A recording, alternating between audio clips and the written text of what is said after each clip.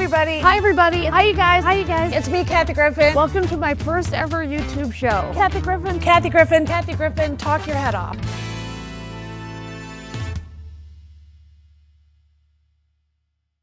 So this is a picture of me and my then boyfriend, Jack Black, who you probably know mostly from School of Rock. And I think he's in a cartoon. I think he's in a super big cartoon series. Jack Black was a really fun boyfriend to have. First of all, I wrote about him in my first book, Kathy Griffin's Official Book Club Selection, which I titled because I hoped Oprah would choose it for her actual book club that she used to have, which would soar the book to #1. And she does not care for me, is the word that gets back to me from that world. She doesn't like my energy, which I think is a nice way of putting it, by the way. She should just call me every name in the book after the stuff I said about Oprah. Anyway, back to Jack Black. So he was the first boyfriend I ever had where other bros thought I was cool because I was dating him. And by the way, dating is a very loose term. He used to have this apartment in Vermont. So one night I spent the night there and the next day I'm in the shower and I remember saying to him, I get off on the bath mat and I said, I need a shower towel. And he goes, you're standing on it. Oh, this is Nick. And once again, I just want to reiterate, Trixie Mattel is banned from this show. She's banned, Nick, because she was supposed to show up when? 3 weeks ago? That's right. And then again this week. And the first time she was at Disneyland, which is code. This time, I guess she just doesn't care about humanity. I know that about her to be true. And I'm very excited because I'm banned from so many shows that I've never banned anyone. So Trixie, I'm looking right at you, honey. You're banned. Guess what I found out about a week ago? Generation Alpha. Well, first of all, just alpha on its own is not good. There's alpha and beta, right? So alpha's the dominant one. So you can't just have an entire generation of people that think they're the dominant ones. That sounds Hitlerian. That sounds like Hitler Youth to me. And yeah, I said Hitlerian, and because I'm not afraid. Kathy called it. Kathy called it. Kathy's calling it every minute. So Generation Alpha, calm the f down, all right? First of all, grow up a little. There's a reason you're the first letter of the alphabet. And after A, I'm not going to B. I'll tell you one thing right now. I'm not having it, not on my watch. There's not a Generation B, because I can only imagine what the hell those people want. But Gen A Alpha, enjoy your youth. How about that? Instead of asserting yourself and wanting to be the dominant generation, first of all, it's okay to learn from us dumb boomers. I don't have a problem with that. So just f***ing slow your roll. When Elizabeth Hasselbeck was still on the show, I had a personal mix-up with her because I was not afraid of her. And she tried to catch me off guard one time. And like I said, it was a live show. And I'm just going on there trying to be funny. But if someone like Elizabeth Hasselbeck with her stupid ass is going to come for me, she's going to get this. Let's take a look. You kind of, promoting things. Actually, this moment is what I live for, so bring it.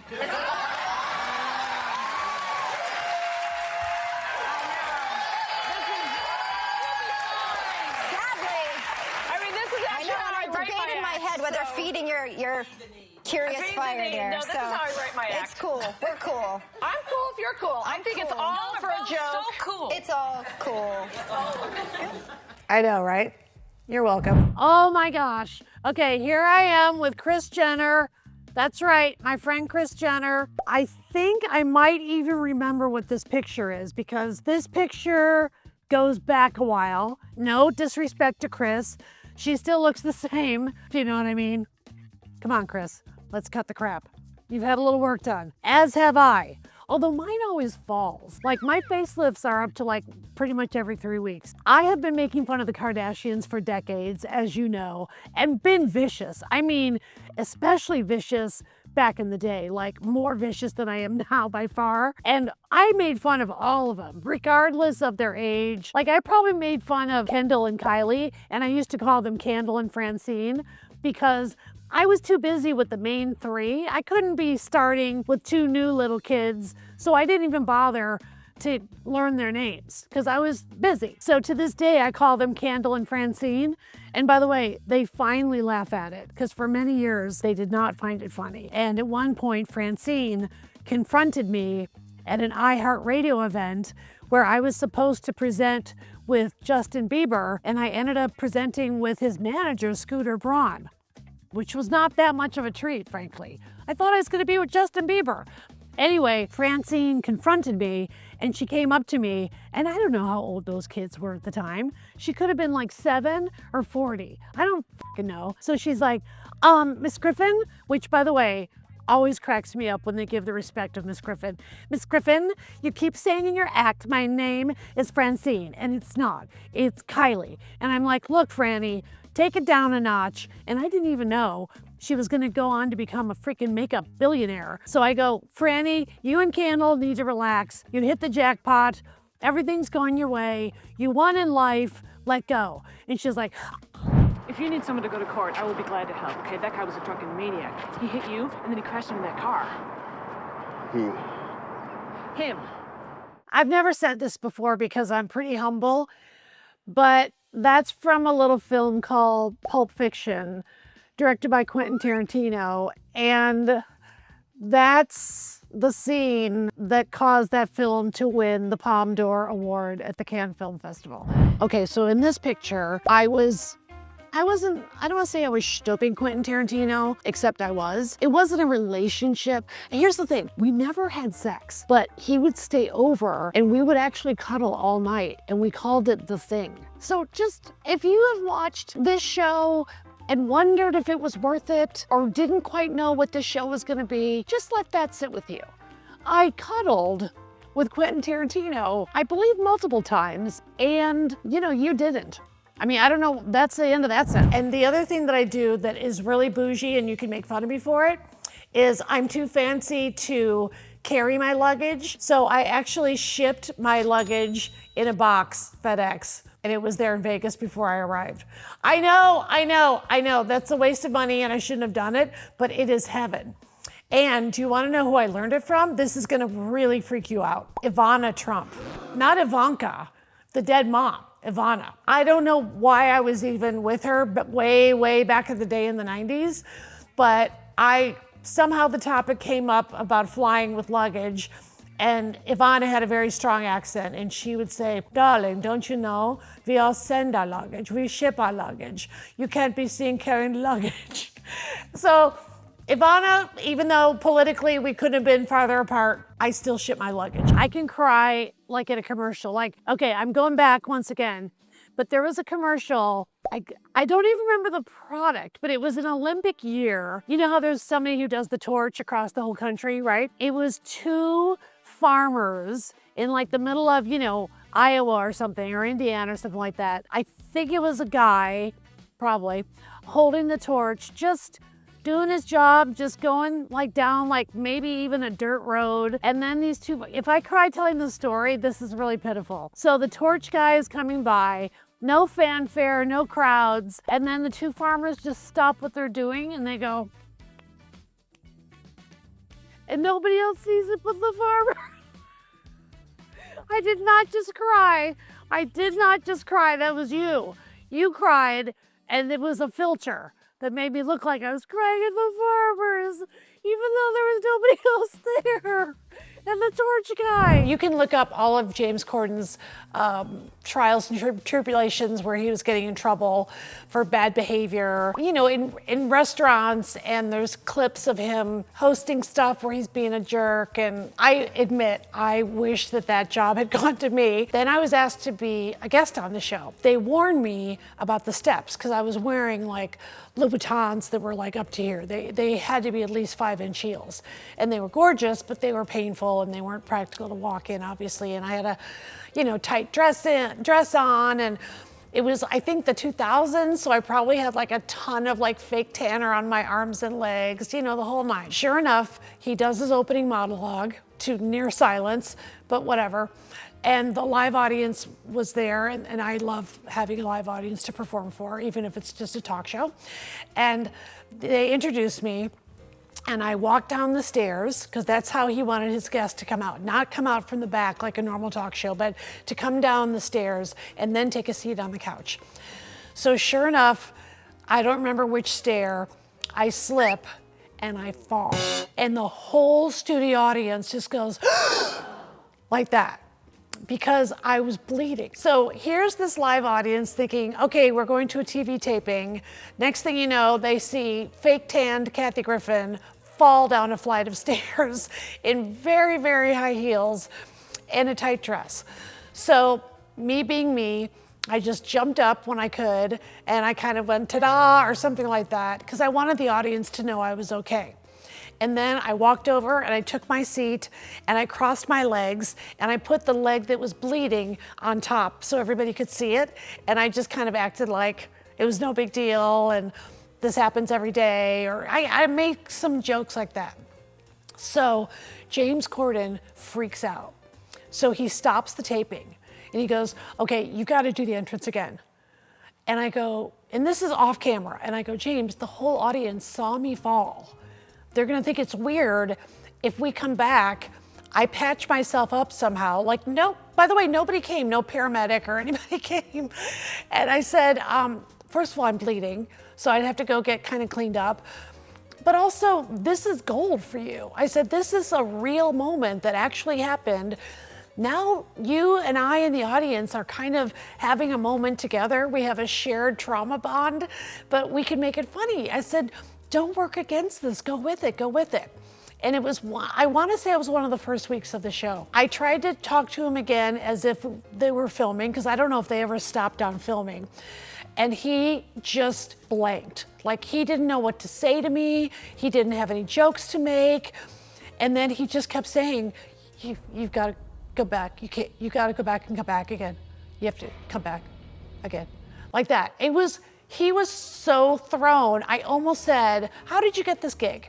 How did you beat out so many people, especially women, for this gig? How? But I did it. I'm a team player. And then I was never asked back on the show again. And then somebody sent me an article from one of the rags, like I think the National Enquirer, which is very Trump friendly, by the way, if you don't know that. It was mentioned in the Mueller report. They had to give them immunity, in fact. David Pecker and Dylan Howard, I'm looking at you. Magically, an article shows up in the Enquirer saying that I was a difficult guest. And I believe the article even said, I was such a drama queen that I threw myself down the stairs to get attention. And I thought, who sold me out? Who called the Enquirer and thought, we're gonna plant a story saying that Kathy Griffin threw herself down the stairs to make her leg bleed just to get more attention. But repainted blue Honda with the cigarette burn on the passenger side interior. First of all, I have an epic war with Ellen DeGeneres. When I went to the Ellen table read, you know, people were sort of chatting, and then Ellen said, oh, you're that girl from the commercial. And I said, yeah, or I may have said which one, because I was doing a lot of commercials, luckily, at the time. She said, you're the one who sings Play That Funky Music, White Boy. I had done a commercial for a company called Kenwood Stereos, and it was directed by a big director named Joe Pitka. I later went on to give him an award at the Directors Guild Awards, and it was really cool. The commercial, believe it or not, was kind of famous for its time, and it was very high concept. The direction he gave to me was, you're gonna sing the song, Play That Funky Music, White Boy, but imagine that there has never been any music in the world. Ellen goes, do it. And then everybody's eyes were on me. And I go, what do you mean? And she's the star of the show, right? So once again, she's the one I don't want to piss off. She goes, do it the way you do the commercial. And you guys, it was just off. Like, it wasn't said with like a fun spirit or like, I don't know.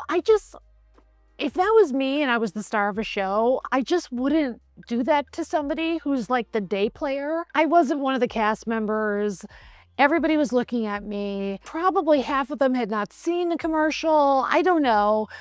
And I just felt like, okay, I'm just gonna say it. I felt like she was saying, dance, bitch, dance, in a way that was just, I kept trying to be like, oh, well, you know, it's not gonna work if I don't have the outfit on and all the wacky dancers around me. And oh, they were great, Ellen. They did all these dance moves that I found out were choreographed, but they looked like they weren't. And yeah, I'm really lucky to be in that commercial. And she kept going, do it.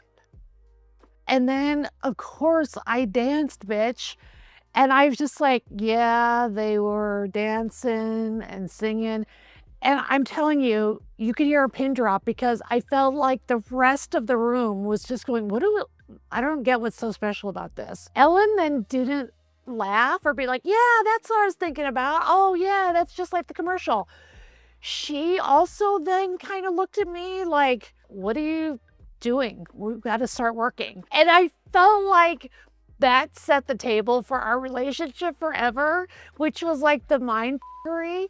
And I know it sounds like I'm being petty, but if you know her, I mean know her, not her image, but if you know her, that is like who she is. I don't know why she did it. It was just a little thing and then it was over in a few minutes. But the whole day I felt this weight of like, I'm gonna get fired because she asked me to do something funny and then people didn't laugh and it's so out of context that it's weird. And she never was friendly after that. And it was just rough. Meet Peewee Herman. Oh my gosh, I didn't just meet Peewee Herman. I knew the man, Paul Reubens, very well, and I just adored him. And when I got to know him, he was at the height of Peewee.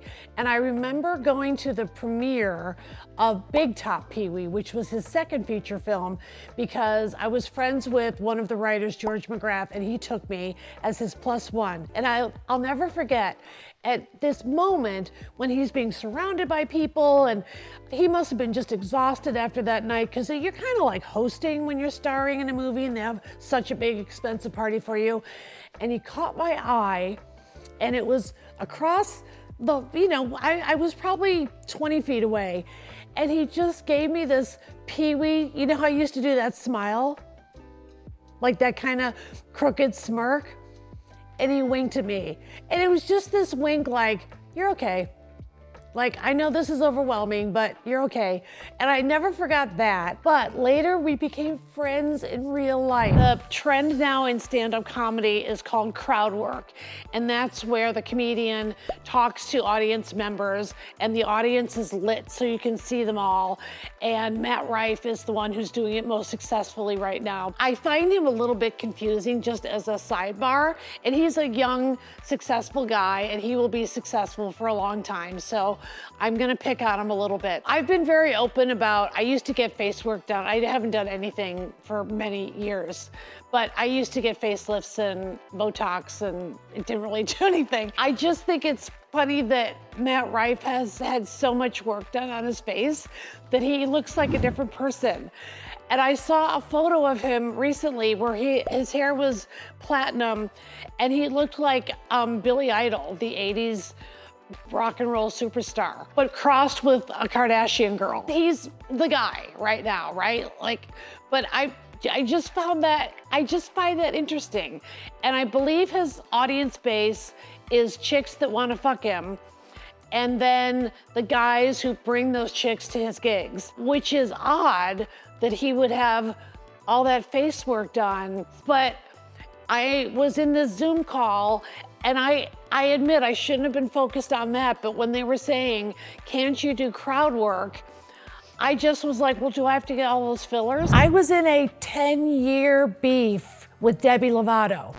Debbie Lovado. Debbie. You heard me, Debbie. Remember when Twitter used to be cool before Elon and before it became a Nazi playground? And like a crypto haven? All right, which is a scam. Kids, crypto's a scam, don't do it. I had done a show in, I think, Seattle. I may have even done a double that night, 2 shows in one night, and I couldn't get to sleep in the hotel room. Typical comedian story. So I'm on Twitter late at night, and somebody tweets me the question, who's the biggest asshole that you've ever met in Hollywood? And just without even thinking, I do the voice activation, I go, Demi Lovato. So of course it comes out Debbie Lovato. So I thought that part was funny in itself. And what I didn't know was that Debbie, as I will always call her, because now she's kind of come to represent the celebrity that took 10 years to realize I'm really just giving you shit. Debbie, it's me, Kathy. It's just, you're Demi Lovato. Be Demi Lovato. You're up here, I'm down here on the D list. If I call you Debbie because I used voice activation, it's because I'm dyslexic and it takes me a long time to type. But I met her when she was a tween actress, and she was less than extremely friendly. And so I just, without even thinking, I was Demi Lovato, I don't know. So her fan army came after me, and I don't know if they're still called this, but they call themselves the Lovatics. And let me tell you, they don't play. First, they were so pissed that I called her Debbie instead of Demi that I doubled down. So I thought that was funny. And I was like, what are you guys getting so protective of Debbie for? She's fine. So then it was just vicious, like videos of where I lived at the time, like kids making videos of reenacting killing me. Like, let me tell you, these Lovatics, they don't play. They are serious about wanting me dead. And the more I called her Debbie, the more that seemed to offend them more than anything. So I thought it would be kind of a funny, what we call in comedy, a runner, which is where you just beat a joke to death. And so I then would refer to Debbie whenever someone would ask me the question, who are comedians that maybe didn't love the joke? And I'll be like, that's singer Debbie Lovato. And then, you know, whoever I'm talking to will correct me and they'll say it's Demi, and I'll say, I know, but it just pisses her off so much. So in the middle of the Lovatics coming for me, turns out Debbie decided to post on her own social media, and she had and has tens of millions of followers. I had like a few. So she also hated me. So she took a picture of me that I didn't know about one time when we were both presenting at iHeartRadio, you know, those music awards, they do the award show every year. So we were watching, Rihanna was on stage, I remember this part. And Debbie was in front with her crew. So Debbie took a picture of herself with me in the background going, and then she threw that up. So once she put that picture up herself, I was those Lovatics were pissed off. They were organizing, they had subgroups, they knew more about me than I know about myself. And so then, sure enough, I'm scheduled to be a guest on The Tonight Show. And this is when Jay Leno was hosting, and I'm first chair, and that's a big deal to me if you know me. And so I want to do my best. And the musical guest is Debbie Lovato. I planned my whole thing. I'm thinking, you know what? I'm older. I should take the high road. You know, she's a young, beautiful starlet. She hasn't been made fun of by comedians enough yet. You know, she'll get it later, but now she's pissed. So prior to the show, I see her in the hallway, and she walks by, and I said, congratulations on your new signal. And she just walks by like she didn't even hear me. So I'm like, Debbie. Okay, she did not think that was funny. When I just, in my motherly way, just go, Debbie, okay, if you called me like Kathy instead of Kathy, I would not be upset. That can be a thing. And then I was on the show. What Jay Leno used to do when he hosted was he would have you walk over with him during the musical guest to show support. So I'm there with the host of the show, Jay Leno, and I'm there. And then Debbie comes out, sings her then hit song, and she did a great job. And sure enough, Jay says, okay, let's go walk next to her for the goodnights. So I'm like, hope she doesn't have a knife. Anyway, so we're next to her. Now we're on camera, like, good night, everybody. And once again, I said, congratulations. And she just would not give me the time of day. I saw her one other time at some kind of music event. You know, music and comedy are married. You know, for a musical event, they often have a comedian host or have a comedian present at a musical event, whatever. And she was giving me the side eye. And I do think she's probably killed people. Not a lot that we know of yet, but I'm kind of scared of her. Recently, like within the last year, I go to Paris Hilton's birthday party, which I know is funny in itself. So I go, and it's one of those moments where I turn around and there's Debbie. And we're just faced with each other, just Maggie, not this part. You be Debbie and I'm Kathy Griffin. So it goes like this. Okay, so I finally just turn to her and I go, it's been 10 years. Do you forgive me? Come on, let's make up. And she was so sweet. We hugged and she was sweet and our beef is over. It was a 10-year beef. I, love Howard Stern and I go on his show. And one time I went on the Stern show and he was asking me about being on The View because I was about to leave the Stern show and go right to The View. And he was making fun of Barbara Walters, but in a lighthearted way, and saying he would still hit that, or something about her still being sexy, or something like that. And somehow it came up that Howard and I were talking about Barbara Walters and lubricants, like sex lubricants. I go in and I said to Barbara, oh, I just came from Howard. And she said something like, typical. And I said, he was talking about how you two still have a chance, and he would love to make sweet love to you sometime if you're available. And he doesn't think you would even need any lubricant. So I say this to Barbara Walters to get a rise out of her. And you know what Barbara says right back to me? I prefer Astroglide. My hand to God. Barbara Walters was probably in her 70s. God love her. And she goes, I prefer Astroglide. Now, she denied saying that till the day she died, but she said it because that's how epic she was. So, come on, Barbara. You know you said it and that was fun. All right, you guys, that wraps up another episode of Kathy Griffin, Talk Your Head Off. And please follow me on Patreon and Substack and all the other ones. And like and subscribe. It's all about the views. Thank you so much, you guys. Love you and see you next week. Mwah.